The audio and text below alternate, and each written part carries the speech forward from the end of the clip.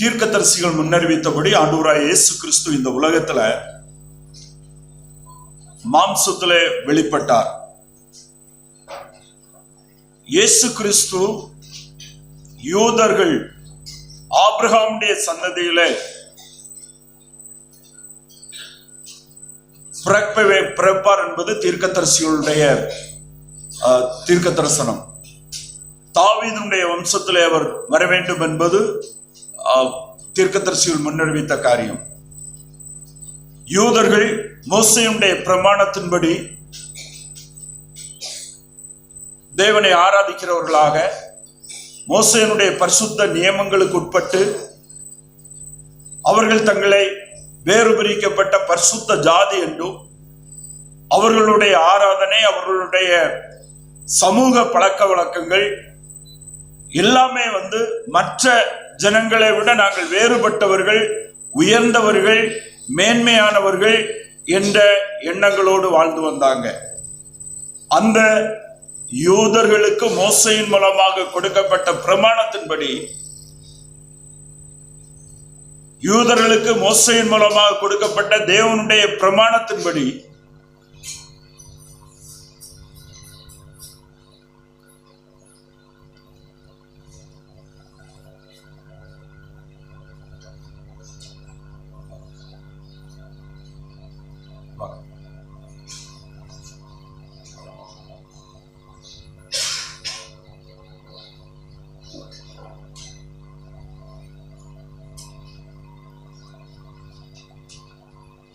கர்த்தருடைய பரிசுத்த நியமத்தின்படி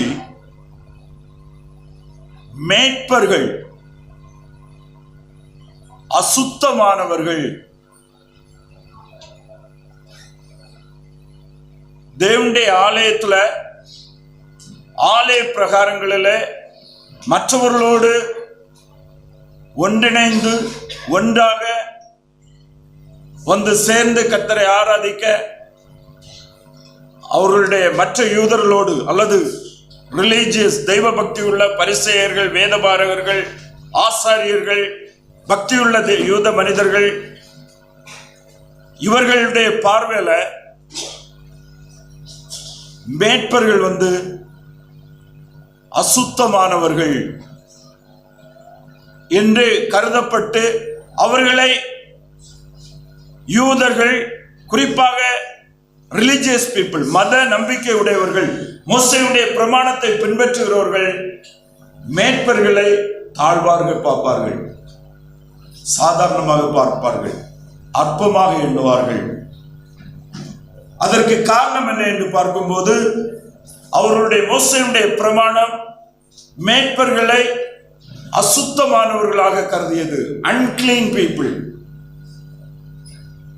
ஏனென்றால் அவர்கள் மேய்ப்பர்கள் மோசேயுடைய பிரமாணத்தின்படி அவர்கள் தங்களை சுத்திகரித்துக் கொள்ளாதவர்கள், சுத்திகரிக்க முடியாதவர்கள். ஏனென்றால் அவருடைய வாழ்க்கை முறை அப்படிப்பட்டது. எருசலேம் 7 மலைகளால் சூழப்பட்ட ஒரு நகரம். எருசலேமை சுற்றிலும் மலைகளும் பள்ளத்தாக்குகளும் இருந்தது. அநேக மேய்ப்பர்கள் இருந்தார்கள். ஆடு மாடுகளை மேய்ப்பது முதல் வேதத்தில் நாம் பார்க்கும்போது மனுஷனுடைய அடிப்படை வாழ்வாதாரத்தினுடைய ஒரு முக்கிய பகுதியாக இருந்ததை பார்க்க முடியும். முதலாவது விசுவாசி, ஆண்டவருக்கு கீழ்ப்படிந்த நீதிமான், கர்த்தருக்காக மரித்த ஆபேல் ஆடு மாடுகளை மேய்த்து வந்தான். யூத வம்சத்தை உருவான தேவனால் தெரிந்தெடுக்கப்பட்ட ஒரு தன்னுடைய இரட்சகரை இந்த உலகத்தில் அனுப்பும்படியாக தேவனால் தெரிந்தெடுக்கப்பட்ட ஒரு சந்ததி இந்த உலகத்திலே உருவாகுவதற்காக தேவனால் முன்னறிந்து தெரிந்தெடுக்கப்பட்ட ஆபிரகாம், ஈசாக்கு, யாக்கோபு என்கிற முற்பிதாக்கள் என்ன வேலை பார்த்துட்டு இருந்தாங்க? ஆடு மேய்ப்பவர்களாக இருந்தார்கள். தாவீது ராஜா உன்னதமான ராஜா, ராஜாக்களிலே முக்கியமான ஒரு தெய்வ பக்தி உள்ள ஒரு தீர்க்கதரிசி ராஜா, மிகவும் தேவனுடைய இருதயத்திற்கு ஏற்றவன், ஆஃப்டர் மை ஓன் ஹார்ட் அப்படின்னு சொல்லிட்டு இருதயத்திற்கு ஏற்றவன் என்று சாட்சி பெற்ற தாவீது ஒரு ஆடு மேய்க்கிறவனாக இருந்தார். ஆனா ஆடு மேய்த்தல் என்கிறது யூதர்களுடைய மத்தியில மிகுந்த பிரசித்தி பெற்ற முக்கியமான ஒரு அடிப்படை தொழில். ஏனென்றால் ஒரு வாழ்வாதாரத்துக்கு முக்கியமானதாக இருந்தது. ஆனால் அவர்களுடைய மோசேயுடைய பிரமாணத்தின்படி அது அசுத்தமான தொழில். அவர்கள் அசுத்தமானவர்களாக கருதப்பட்டார்கள். காரணம் என்னவென்றால் அவர்கள் வாழ்ந்த மலைப்பகுதி, அவர்கள் உண்ணுகிற உணவு அவங்க மலைப்பகுதிகளில் இருந்தபடியினால அந்த மோசேயுடைய பிரமாணங்களின் அடிப்படையிலான அன்கிளீன் என்று சொல்லப்பட்ட அந்த அநேக உணவுகளை இந்த மேய்ப்பர்கள் என்ன செய்தாங்க, சாப்பிட்டாங்க. காரணம் என்னன்னா அவங்களுக்கு வனாந்தரங்கள்ல சிலவில் அதுதான் என்ன செய்யும், கிடைக்கும். அவருடைய சுத்திகரிப்பு முறைமையின்படி அவர்கள் அநேக காரியங்களை ஒழுங்காக செய்ய முடியாதவர்களாக இருந்தார்கள். ஏனென்றால் தண்ணீர் உள்ள இடமும் இருக்கும், தண்ணீர் இல்லாத இடமும் இருக்கும். மேய்ப்பர்கள் கையில கிடைச்சதெல்லாம் சாப்பிடுவாங்க. ஆனா மோசேயுடைய பிரமாணம் என்ன சொல்லுகிறது, அவங்க சாப்பிடும் முன்னால யூதர்கள் நல்ல கையெல்லாம் சுத்தம் பண்ணி கழுகிட்டு தான் என்ன செய்யணும், சாப்பிட போகணும். ஆனா மேய்ப்பர்களால் அதை என்ன செய்ய முடியாது, பின்பற்ற முடியாது. மேய்ப்பர்களால் ஓய்வு நாளை ஒழுங்கா பின்பற்ற முடியாது. காரணம் என்ன, வனாந்தரத்தில் ஆடுகளை மேய்க்கிறாங்க. அவங்க ஆடுகளுக்கு என்ன செய்தாக வேண்டும், தண்ணீர் காட்ட வேண்டும், கொஞ்சம் புல்லு கிடைக்கலன்னா அதுக்குள்ள காரியங்களை பார்க்க வேண்டும். மற்ற யூதர்களை போல ஒழுங்காக நியாயப்பிரமாணத்தின்படி அவங்க எதையுமே பின்பற்ற முடியாது. அப்படினால ரிலீஜியஸ்லி பிப்ளிக்கலி மோசேயுடைய பிரமாணத்தின்படி அவங்க ஒதுக்கப்பட்ட மக்களாக இருந்தாங்க. அவங்க எருசலேமுக்கு ஆராதனைக்கு தேவனை தொழுது கொண்டு வந்தாலும் மற்ற யூதர்களுக்கு பக்கத்தில் விட மாட்டாங்க. இன்னொரு காரணம் என்னவென்றால் அவங்களுடைய ஆடைகள் அழுக்குடையதாக இருக்கும். வனாந்தரங்கள்லேயும் எப்போதுமே அவங்க தரையில படுத்து அங்கங்கே தூங்கக்கூடியவங்களா இருப்பாங்க. அவர்கள் நாச்சம் எடுக்கிறவர்களாக இருப்பாங்க. அவங்களுடைய மக்கள் மத்தியில் வரும்போது அவங்கள்ட்ட பார்த்தா ஒதுங்கி போவாங்க. ஏன்னா அவங்க அங்கங்கே ட்ரெண்ட் அடிச்சு அங்கங்கே படுத்து தூங்கி கிடைக்கிறத சாப்பிட்டு அப்படியே வாழ்ந்து வந்தவங்களாக இருந்தாங்க. யூத மதம் மோசேயுடைய பிரமாணத்தின்படி பின்பற்றி தேவனை ஆராதித்து வந்தவர்களுக்கு முன்பாக ஒதுக்கி வைக்கப்பட்டவர்கள், தாழ்வாக பார்க்கப்பட்டவர்கள், அற்பமாக எண்ணப்பட்டவர்கள், சமூக அந்தஸ்தின் அடிப்படையில் அவங்க குறைவாக மதிக்கப்பட்டவர்கள் தேவகுமாரனாகிய கிறிஸ்து சகலம் அவருக்கென்றும் அவரை கொண்டு உண்டாக்கப்பட்டது என்று வானத்தை பூமியை சிருஷ்டித்த தேவகுமாரன் இந்த உலகத்திலே மாம்சத்திலே வெளிப்பட்ட செய்தி முதலாக யாருக்கு அறிவிக்கப்பட்டது, மேய்ப்பர்கள். அந்த மேய்ப்பர்கள்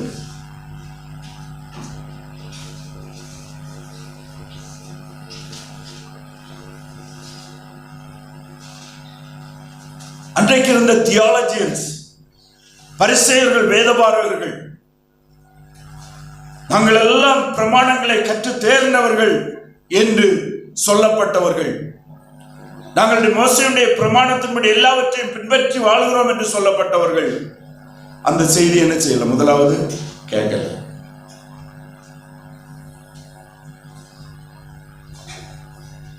இங்கே நம்ம பார்க்கும்போது அவங்க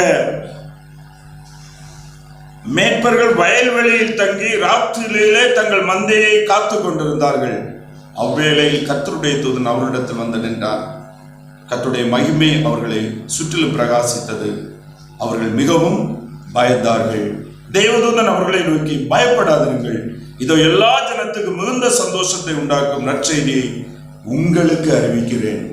எல்லா ஜனத்திற்கும் மிகுந்த சந்தோஷத்தை உண்டாக்கும் நற்செய்தியை மேய்ப்பர்களாகிய ஒதுக்கப்பட்ட,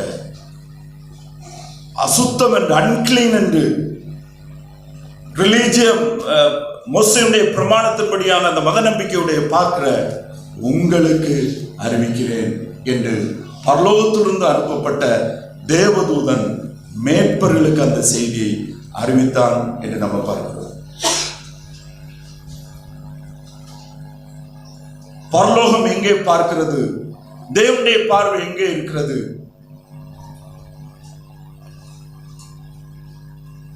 வேதவசனம் என்ன சொல்லுகிறது? பாவிகளை ரட்சிக்க மனுஷகுமாரன் உலகத்தில் வந்தார். நீதிமான்களை அல்ல பாவிகளே தேடி வந்தேன் என்று சொல்லுகிறார்கள். மனுஷனுடைய எந்த நற்கிரியைகளும், எந்த பக்தியும், எந்த வேதத்தின்படியான நீதியான காரியங்களும் நமக்கு பாவ மன்னிப்பை தராது. வேதத்தின்படியாக பக்தி, பயம், நடக்கம், கீழ்ப்படிதல், இப்படிப்பட்ட அநேக காரியங்கள் நமக்கு இருக்கலாம். ஆனால் அவைகள் மூலமாக நாம் பாவ மன்னிப்பாகிய மீட்பை என்ன செய்ய முடியாது, பெற்றுக்கொள்ள முடியவே முடியாது. மனுஷனுடைய நீதிகள் எல்லாம் தேவனுடைய பார்வையில் அழுக்கான கந்தையாக இருக்கிறது. என்பது மிக மோசமான, மிக விரும்பப்படத்தக்கதாக படத்தக்காத, மனுஷன் பார்க்கவே நாணமடையக்கூடிய அழுக்கது மனுஷனுடைய நீதி.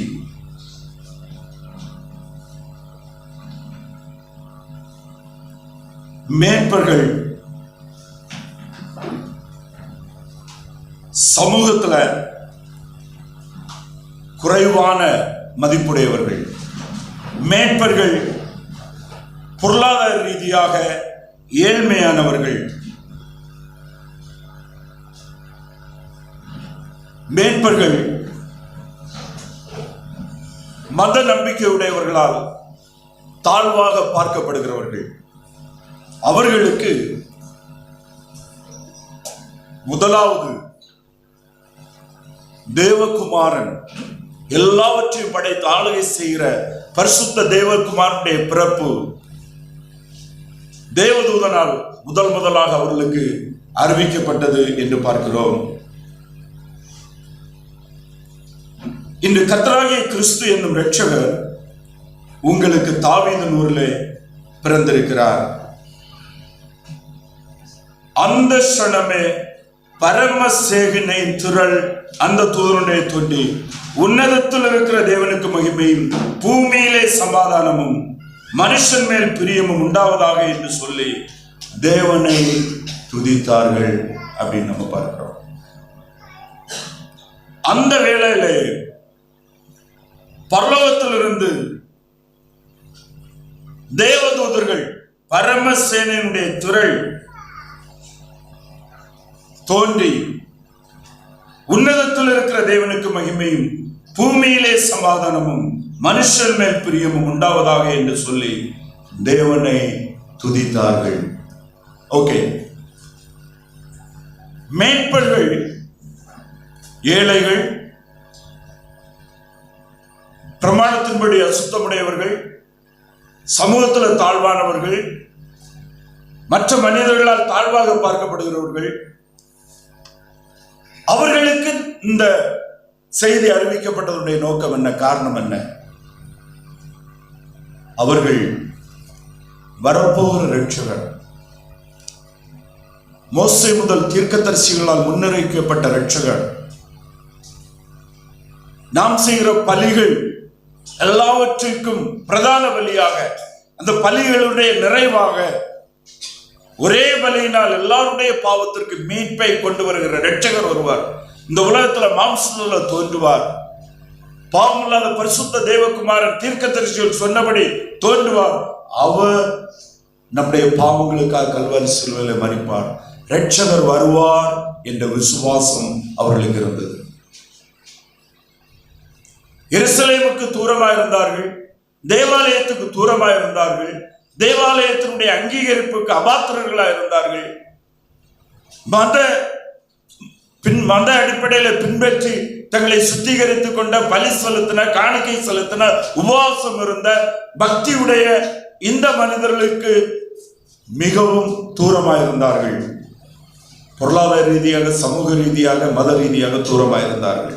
ஆனால் அவருடைய இருதயம் தேவனுடைய வார்த்தையின்படி வரப்போகிற இரட்சகரை குறித்த விசுவாசமும் அந்த தேடுதலும் அவர்களுக்கு இருந்தது.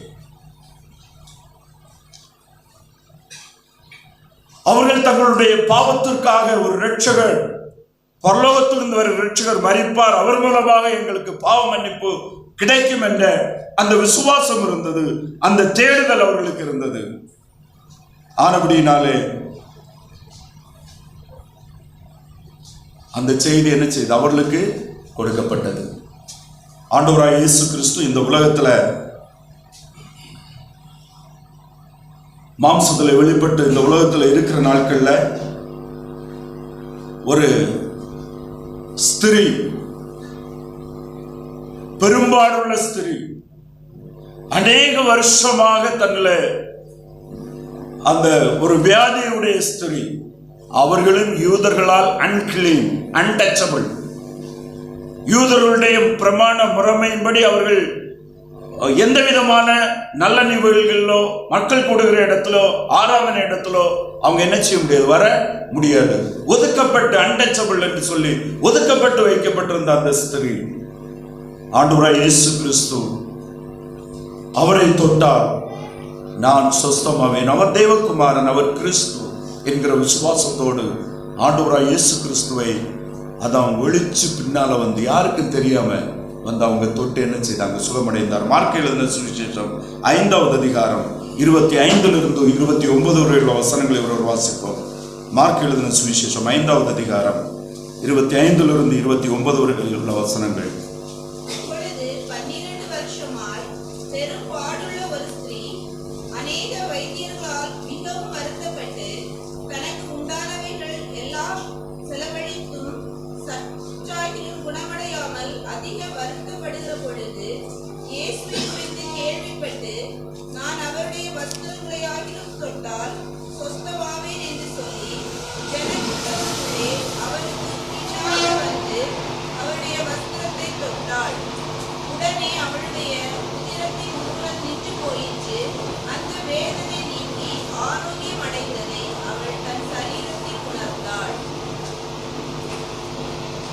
ஏன் அந்த ஸ்திரீ பின்னால வந்து ஆண்டவராய் இயேசு கிறிஸ்துவை தொட்டார் என்று தெரியுமா?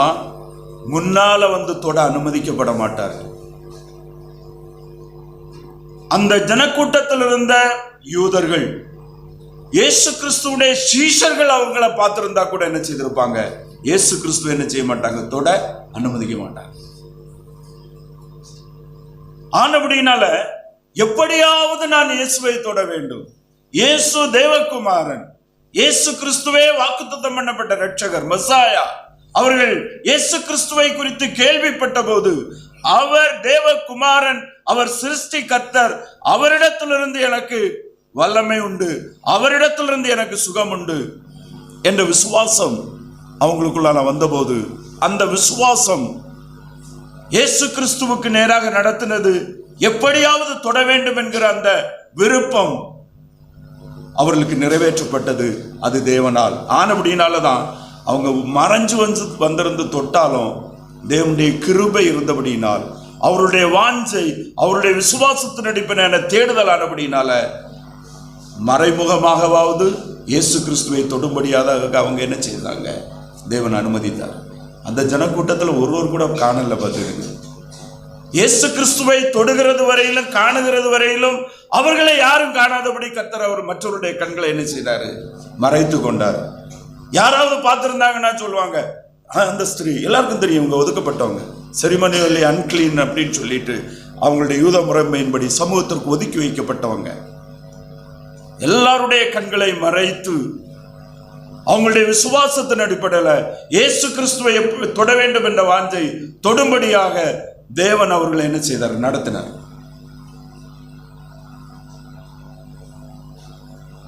தேவனை அறிய வேண்டும்.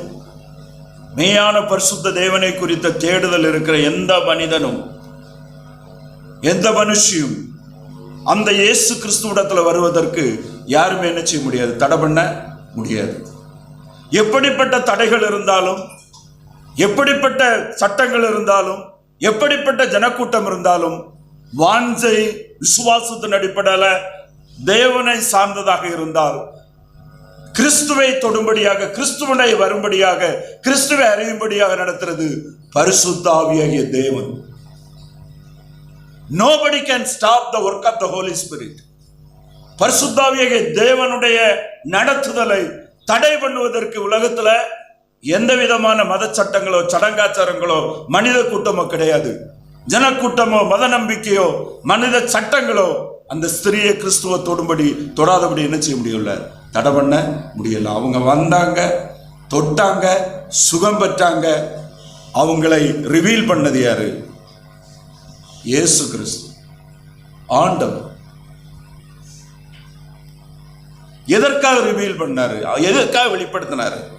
இயேசு கிறிஸ்துவை அவர்கள் தொட்டார்கள், அவர்கள் சுகம் பெற்றார்கள் என்பதை ஜனங்கள் அறியும்படியாக தான் வல்லமையுள்ள தேவகுமாரனாகிய கிறிஸ்து என்னிடத்தில் வருகிறவன்,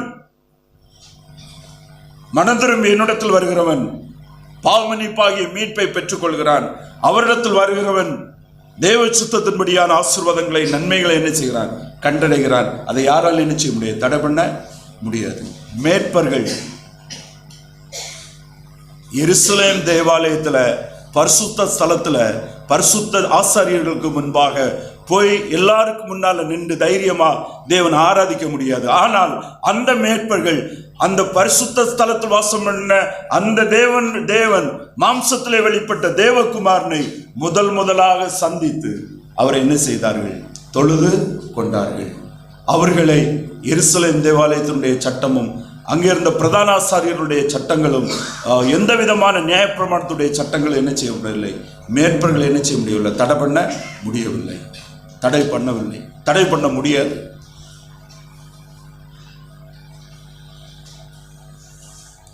எபேசியர் 2வது அதிகாரம் 12 சில வசனங்களை வாசிப்போம். எபேசியர் 2வது அதிகாரம் 12 தொடர்ச்சியாக சில 17 வரை உள்ள வசனங்களை வாசிப்போம்.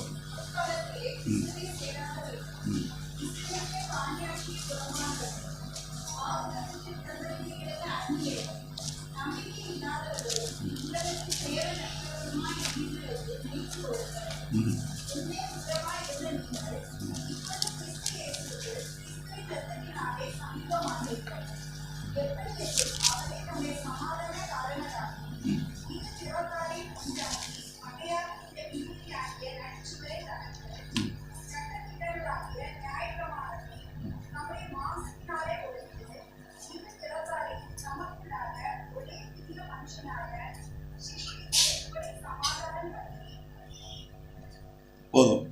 இங்க நம்ம தெளிவாக பார்க்கிறோம், அக்காலத்திலே கிறிஸ்துவை சேராதவர்களும் இஸ்ரவேலுடைய காணியாட்சிக்கு புறம்பானவர்களும் வாக்குத்தத்தத்தின் உடன்படிக்கைக்கு அந்நியரும் நம்பிக்கையற்றவர்களும் இவ்வுலகத்திலே தேவனற்றவர்களுமாக இருந்தீர்கள் என்று நினைத்து கொள்ளுங்கள். அன்றைக்கு பேப்பர்கள் இருந்த நிலைமையில தான் நம்ம எல்லாருமே ஒரு நாள் இருந்தோம். அந்த பேப்பர்கள் எப்படி அவுட்காஸ்ட் பீப்புளா இருந்தாங்களோ, தேவனற்றவர்களாக, இஸ்ரவேலுடைய காணியாட்சிக்கு புறம்பானவர்களாக, வாக்கு தத்தத்தின் உடன்படிக்கை அந்நியர்களாக, நம்பிக்கையற்றவர்களாக, ஆவிக்குரிய பிரகாரமாக நாம் எல்லாருமே அப்படி இருந்தோம். என்றைக்கு மனம் திரும்பி ஆண்டவராக இயேசு கிறிஸ்துவை தனிப்பட்ட வாழ்க்கையில சொந்த இரட்சகர் ஆண்டவராக விசுவாசித்து ஏற்றுக்கொண்டோமோ, அப்போது நாம் தூரமாயிருந்த நாம் கிறிஸ்து இயேசுவுக்குள் மூலமாய் அவருடைய இரத்தத்தினாலே சமீபமானோம். அவரே நம்முடைய சமாதான காரணராகி இருதரத்தாரை உண்டாக்கி பகையாக நின்றை பிரிவினையாகிய தடுப்பு சுவரை தகர்த்து சட்டத்திட்டமாகிய நியாயப்பிரமாணத்தை தம்முடைய மாம்சத்தினாலே கிழித்து இருதரத்தாரையும் தமக்குள் ஒரே புதிய மனுஷராக சிருஷ்டித்து இப்படி சமாதானம் பண்ணி, அதான் 14 பார்க்கணும், உன்னதத்தில் இருக்கிற தேவனுக்கு மகிமையும் பூமியிலே சமாதானமும் மனுஷன் மேல் பிரியமும் உண்டாவதாக என்று சொல்லி தேவனை துதித்தார்கள். நாம் இயேசு கிறிஸ்துவ மூலமாக தேவனோடு சமாதானம் பெறுகிறோம், சமாதானம் பெற்றிருக்கிறோம் அல்லது பெற வேண்டியவர்களாக இருக்கிறோம். பரிசுத்தமை தேவனோடு இணைக்கப்படுவதற்கு பரலோகத்திலிருந்து நமக்கு கொடுக்கப்பட்ட பாதை, வழி இயேசு கிறிஸ்து. அதனாலதான் எல்லா ஜனத்திற்கும் மிகுந்த சந்தோஷத்தை உண்டாக்கும் நற்செய்தி இயேசு கிறிஸ்துவுடைய பிறப்பு. இயேசு கிறிஸ்து ரட்சிப்பின் வழி இயேசு மாத்திரமே. வானத்தின் கீழே பூமியின் மேலே மனிதன் ரட்சிப்படைய இயேசு கிறிஸ்துவுடைய நாமம் அல்லாமல் வேறொரு நாமம் கட்டளையிடப்படவில்லை. இன்றைக்கு ரட்சிப்பிற்கு அநேக கிரியைகள் சொல்லப்படுகிறது. வேதத்தில் இருக்கிற காரியங்களாக கூட இருக்கலாம் கிரியைகள். ஆண்டவரை ஏற்றுக்கொண்ட விசுவாசிகள் கீழ்ப்படிந்து என்ன செய்ய வேண்டும் என்று வேதம் கற்றுத் தருகிறதோ அவைகளை ரட்சிப்பிற்காக செய்ய வேண்டும் என்று கற்றுக் கொடுக்கிறார்கள். நீதியின் கிரியைகள் ரட்சிப்பிற்கு பிரசங்கிக்கப்படுகிறது. நீதியின் கிரியைகள் வேதம் சொல்லுகிற காரியங்கள் தான். ஆனால் அவைகள் ரட்சிப்பை நமக்கு தராது, பாவ மன்னிப்பை தராது. பாவ மன்னிப்பை பெற்றுக்கொண்ட அவருடைய பிள்ளைகள் அவைகளின் இப்படி நடக்கிறதுனால் அது தேவனை பிரியப்படுத்தும். அது நமக்கு பலன்களையும் அது நமக்கு ஆசீர்வாதங்களையும் கொடுக்கும். ஆனால் ரட்சிப்பு இலவசமாக தான் பெற முடியும். எந்த நீதியின் கிரியைகளின் மூலமாக பாவ மன்னிப்பை பெற்றுக்கொள்ள முடியாது. அது இலவசமாய் கொடுக்கப்படுகிற தேவனுடைய ஈவு, பரிசு. பரிசை விலை கொடுத்து வாங்க முடியாது. அது பரலோகம் தருகிற பரிசு. அது தேவனுடைய அனாதி தீர்மானத்தின்படியான திட்டத்தின்படியான பரிசு. அதை இலவசமாக தான் பெற்றுக்கொள்ள முடியும். கிருபையினாலே விசுவாசத்தை கொண்டு ரட்சிக்கப்பட்டீர்கள். ஒருவனும் பெருமை பாராட்டாதபடி இது கிரியைகளினால் உண்டானதல்ல, தேவனுடைய ஈவு. ஈவு, it is a gift of God and salvation. ஈவுக்காக, இலவசமாய் கிடைக்கிற பரிசுக்காக இன்றைக்கு நற்கிரியைகளையும் புதிய நியாயப்பிரமாணங்களையும் சிலர் 3 படி, சிலர் 4 படி, சிலர் 7 படி, சிலர் 12 படி, இதெல்லாம் எங்கிருந்து வந்துன்னே தெரியாத அளவுக்கு மனுஷர்களை கிரியை செய்யும்படியாக வைக்கிறார்கள் பரலோகம் செல்வதற்கு. ஆனால் பரலோகம் அவருடைய குமாரனாகிய இயேசு கிறிஸ்துவிலே நமக்கு இலவசமாக கொடுக்கப்படுகிறது. நாம் என்ன செய்ய வேண்டும்? மனம் திரும்பி ஈவாக, பரிசாக நாம் அவரை ஏற்றுக்கொண்டு நாம் பெற்றுக்கொள்ள வேண்டும். விசுவாசித்து பெற்றுக்கொள்ள வேண்டும். விசுவாசிக்கிற எவர்கள் மேலும் எல்லார் மேலும் பலிக்கும், வித்தியாசமே இல்லை என்று வேதம் நமக்கு சொல்லுகிறது. மனுஷன் மேல் பிரியம் இயேசு கிறிஸ்துவிலே தான் நம்ம உண்டாகிறது. இயேசு கிறிஸ்துவுக்குள் ஆக்கினை தீர்ப்பு இல்லை. இயேசு கிறிஸ்துவுக்கு வெளியே இருக்கிற எல்லார் மேலும் தேவ கோபம் நிலைத்து நிற்கிறது என்று வேதம் சொல்லுகிறது. யோவான் எழுதின சுவிசேஷம் 3வது அதிகாரம் 36வது வசனத்தோடு ஒரு வாசிப்போம். யோவான் எழுதின சுவிசேஷம் 3வது அதிகாரம் 36வது வசனம்.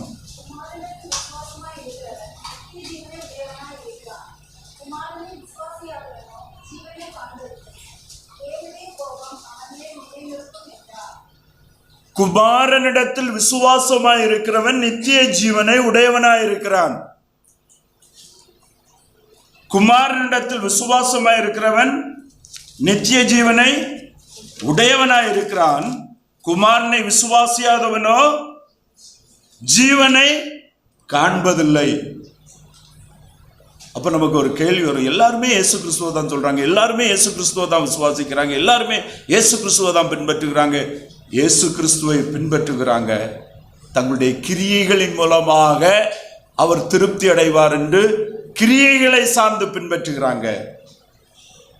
கிருபையை சார்ந்து இலவசமாய் அவர் நமக்கு தருகிற மீட்பை விசுவாசித்து பெற்றுக்கொண்டு, விசுவாசத்தினால் மாத்திரம் பெற்றுக்கொண்டு அந்த நீதியை உடையவர்களாக இருந்து நாம் அவரை பின்பற்றுவதே தேவனுடைய சித்தமாக இருக்கிறது. அவர்கள் தேவ கோபத்திற்கு வெளியே இருக்கிறாங்க. அந்த விசுவாசம் இல்லாதவர் தேவ கோபத்துக்கு உள்ளால இருக்கிறாங்க.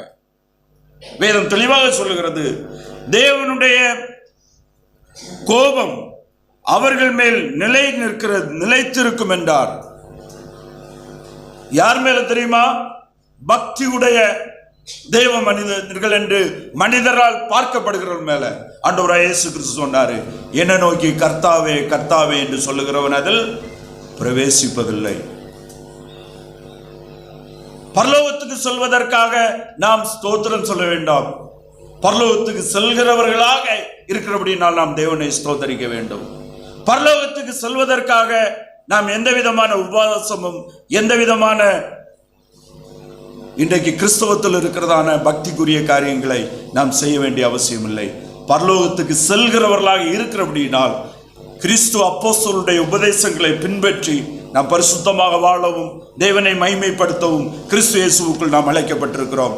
ஆனால் பரலோகம் நமக்கு கிருபையினால மட்டும்தான் கிடைக்கும். இலவசமாக தான் பெற்றுக்கொள்ள முடியும். விசுவாசத்தினால மட்டும்தான் பெற்றுக்கொள்ள முடியும். இயேசு கிறிஸ்துவை நம்முடைய பாவத்திற்கு மரித்த இரட்சகராக விசுவாசிக்கிற அந்த விசுவாசமே விசுவாசம். இன்றைக்கு கிறிஸ்தவத்தில் அநேக விசுவாசங்கள் பிரசங்கிக்கப்படுகிறது. இது செய்யாதவன் விசுவாசி, இது சாப்பிடாதவன் விசுவாசி, இதை பண்ணாதவன் விசுவாசி, இப்படி செய்கிறவன் விசுவாசி. ஆனால் வேதம் யாரை விசுவாசி என்று சொல்லுகிறது? இயேசு கிறிஸ்துவை தனக்கு சொந்தமாக்கி கொண்டவனை, குமாரனை உடையவனை. ஏனென்றால் அவனுக்கு ஜீவன் உண்டு. அவன் தேவ கோபத்திலிருந்து விடுதலையாக்கி இருக்கிறான். தடுப்பு சுவர் அவனுக்கு நீக்கப்பட்டு அவன் பிரதான ஸ்தலத்தில் பிரவேசிக்கும்படியாகவும் தேவனை அப்பா பிதாவே என்று கூப்பிடுகிற உரிமையை பெற்றவனாகவும் இருக்கிறான். ஆண்டவராய் இயேசு கிறிஸ்து இந்த உலகத்திற்கு நம்முடைய நோய்களை எல்லாம் சுகமாக்குவதற்கு அவர் வரல. ஆனால் அவரை விசுவாசிக்கிறவர்களுடைய வாழ்க்கையில அவர் நோய்களையும் சுமக்கிறார், அநேக அற்புதங்களை செய்கிறவராக இருக்கிறார். ஆனால் அவர் வந்ததனுடைய நோக்கம் பாவத்தினால் நம்பிக்கையற்று தேவனை விட்டு பிரிந்து தேவனிடத்தில் சேர முடியாத தூரமாக இருக்கிற நாம் அவருடைய குமாரனாய் இயேசு கிறிஸ்து மூலமாக தேவனிடத்தில் சேரும்படியாக அவரை பெற்று விசுவாசத்தினால் அவருக்குள் தேவனுடைய நீதியாகும்படி பாவம் அறியாத அவரை நமக்காக பாவமாக்கினார். நாம் அவருக்குள் தேவனுடைய நீதியாகும்படி பாவமே அறியாத அவரை நமக்காக பாவமாக்கினார். ஆண்டவராய் இயேசு கிறிஸ்து இந்த உலகத்தில் வந்தபோது முதல் செய்தி அறிவிக்கப்பட்டது, மனிதனும் மத நம்பிக்கைகளும் மனிதனுடைய பார்வையில் இவர்கள்தான் மெய்யான பரிசுத்தவான்கள், இவர்கள்தான் தேவனை பிரியப்படுத்துகிறார் என்று சொல்லப்பட்டவர்களும் ஒதுக்கி வைக்கப்பட்ட அன்கிளீன் என்று சொல்லப்பட்ட அந்த மேற்பர்களை பரலோகம் தேடி சென்றது. தேவதூதர்கள் அவர்களுக்கு அனுப்பப்பட்டது. ஏனென்றால் அவர்கள் விசுவாசம் உடையவர்களாக இருந்தார்கள். வரப்போகிற இரட்சகரை குறித்த விசுவாசம் அவர்களுக்கு இருந்தது. அவர்களால் நியாயப்பிரமாணத்தின்படி நிவர்த்தி செய்ய முடியவில்லை, ஓய்வு நாளை சரியாக பின்பற்ற முடியவில்லை, அநேக காரியங்களை மோசையுடைய பிரமாணத்துக்கு உட்பட்டு செய்யவில்லை. ஆனால் அவர்கள் விசுவாசம் உடையவர்களாக இருந்தால், ஆனால் அவைகளை செய்து வந்தவர்களும் அவைகளை பின்பற்றி வந்தவர்களுடைய பின்பற்றுதலுமே 100% பர்ஃபெக்ட் கிடையாது. வேதத்தில் இருக்கிற எந்த பிரமாணத்தையும் 100% நிறைவேற்ற தகுதியுடைய மனுஷன் உலகத்தில் இல்லை. ஆனபடினால்தான் பாவ மன்னிப்பையும் மீட்பையும் அது விட்டு வெளியே இலவசமாக கொடுத்தார், கிருபையினால் கொடுக்கிறார். ஏதாவது ஒரு கிரியை மனிதன் செய்கிற கிரியையும் விசுவாசத்தோடு சேர்க்கப்பட்டால் ஒருவன் கூட பரலோகத்துக்கு போக முடியாது. ஒரு மனிதன் கூட பரலோகத்துக்கு போக முடியாது. நீதியை நிறைவேற்ற, தேவனுடைய பரிசுத்தத்தை நிறைவேற்றக்கூடிய, திருப்தி பண்ணக்கூடிய கிரியை செய்ய எந்த மனிதனுக்கும் தகுதியே இல்லை.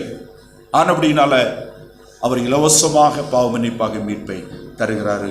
அது அவருடைய குமாரனாகிய இயேசு கிறிஸ்துவில் இருக்கிறது. அவருடைய குமாரனாகிய இயேசு கிறிஸ்துவில் இருக்கிறது. மனம் திரும்பி நாம் அவரை நம்முடைய மீட்பராக இரட்சகராக விசுவாசத்தை ஏற்றுக்கொண்டோமே ஆனால் அந்த மீட்பை நாம் சொந்தமாக்கி இருக்கிறோம். அந்த மீட்பு நமக்கு கொடுக்கப்பட்டு இருக்கிறது என்பதை நாம் தெளிவாக விசுவாசிக்க வேண்டும்.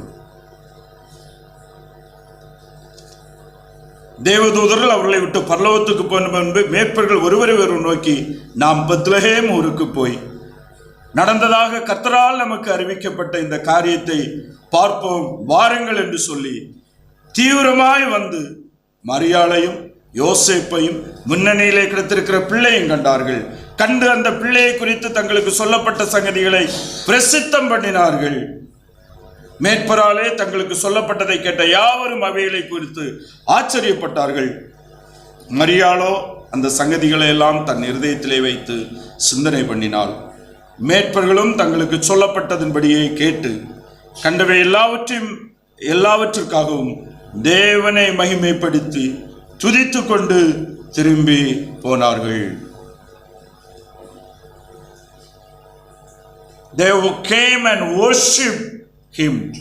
அவர்கள் கிறிஸ்துவாகிய தேவகுமாரனாகிய பிள்ளையை கண்டு அவரை பணிந்து கொண்டு ஆராதித்துக் கொண்டு அவர்கள் கடந்து சென்றார்கள். மேற்பர்களுக்கு எருசலேம் தேவாலயத்தில் அங்க மகாபிரதான ஆசாரியர்களுக்கு முன்னால, பரிசேயர்களுக்கு முன்னால, எல்லாரும் கூட்டத்திலையும் போய் முன்னால நின்று அவங்களால என்ன செய்ய முடியல? ஆராதிக்க முடியல. ஆனால் அந்த பரிசுத்த மெய் தேவகுமாரன், அந்த பரிசுத்த பிள்ளை முதலாவது நேரடியாக கண்டு அவரை துதித்து ஆராதித்து போகும்படியான பாக்கியம் அந்த மேற்பர்களுக்கு கிடைத்தது.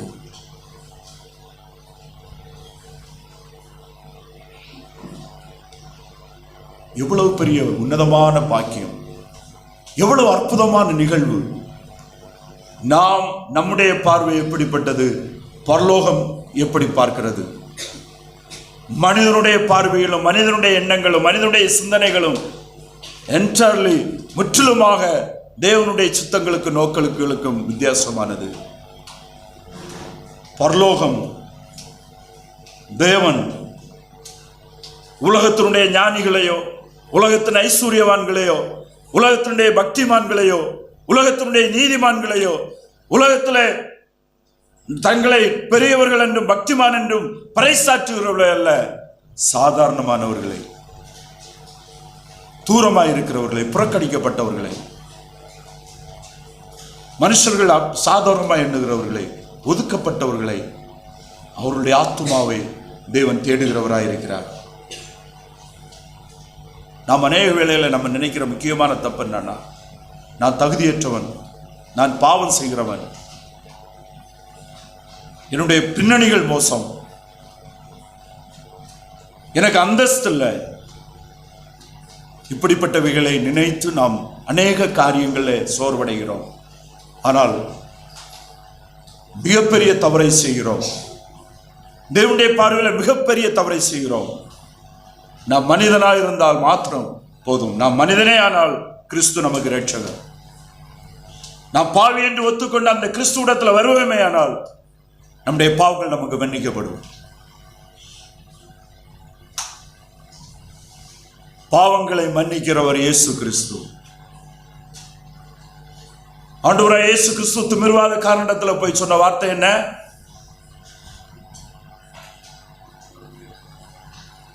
சொல்லுங்க. உலகத்திலே பாவங்களை மன்னிக்க மனுஷகுமாரனுக்கு அதிகாரம் உண்டு என்பதை God has a power to forgive the sins. The Son of God has the power to forgive the sins. மனிதகுமாரனுக்கு அந்த அதிகாரம் கொடுக்கப்பட்டிருக்கிறது. பரலோகத்தினால் கொடுக்கப்பட்ட அதிகாரம் குமாரத்தில் இருக்கிறது. அவர் என்ன சொல்லுகிறாரு? என்னிடத்தில் வருகிறார், நான் புறம்பே தள்ளை. மனம் திரும்புங்கள், பாவி என்பதையும் பாவ நிலைமையில இருக்கிறதையும் ஒத்துக்கொள்ளுங்கள். நம்முடைய நீதிகள் அவருக்கு முன்பாக ஒன்றுமில்லை.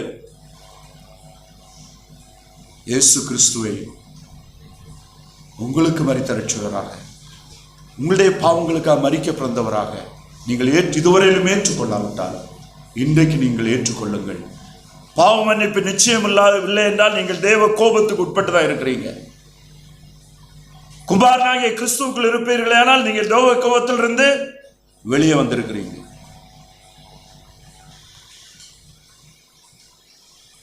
இயேசு கிறிஸ்து உங்களுடைய இரட்சகராக இருக்கிறானே ஆனால் நீங்கள் தேவ கோபத்திலிருந்து வெளியே இருக்கிறீங்க. அப்படி இருக்கிறவர்கள் இன்றைக்கு தேவனை நீங்க ஸ்தோத்தரிக்க முடியும். அந்த ஸ்தோத்திரம் பரலோகத்தினால் அங்கீகரிக்கப்படும். இல்லாதவர்கள் இந்த நாளிலே மனதிரும்பி ஆண்டவராய் இயேசு கிறிஸ்துவை சொந்த இரட்சகராக ஏற்றுக்கொள்ளும்படி அன்போடு கேட்கிறேன். ஒரு வசனத்தை மட்டும் வாசிப்போம். லூக்கா எழுதின சுவிசேஷம் 19வது அதிகாரம் 10வது வசனம்.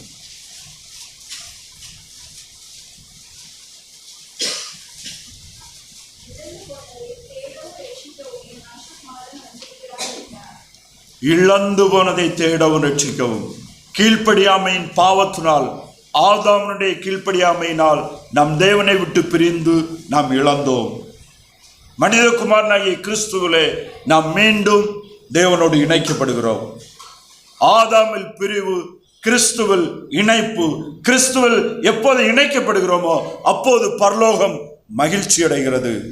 ஒரு பாவி மனம் திரும்பும்போது பரலோக ராஜ்யத்தில் மிகுந்த சந்தோஷம் உண்டாகிறது. இயேசு கிறிஸ்து உலகத்தில் வந்தபோது தேவதூதர்கள் எல்லா ஜனத்துக்கும் மிகுந்த சந்தோஷமான செய்தியாக இருந்தது. தனிப்பட்ட முறையில் நாம் ஆண்டவரை ஏற்றுக்கொள்ளும் போது அந்த பரலோகம் அவரை பாடி மகிமைப்படுத்துகிறது. The angels in heaven rejoices. பரலோகத்தில் தேவதர்களுக்கு முன்பாக சந்தோஷம் உண்டாகிறது. பரலோகத்தில் சந்தோஷம் உண்டாகும்படியாக நீங்கள் உலகத்தில் மனம் திரும்பி ஆண்டவராய் இயேசு கிறிஸ்துவை ஏற்றுக்கொண்டு அந்த சந்தோஷத்தை உண்டாக்கி இருக்கிறீங்களா? அல்லது இப்போதே இன்றைக்கு நீங்கள் பரலோகத்தில் மிகுந்த சந்தோஷத்தை உண்டாக்குற காரியத்தை செய்ய முடியும்? எல்லா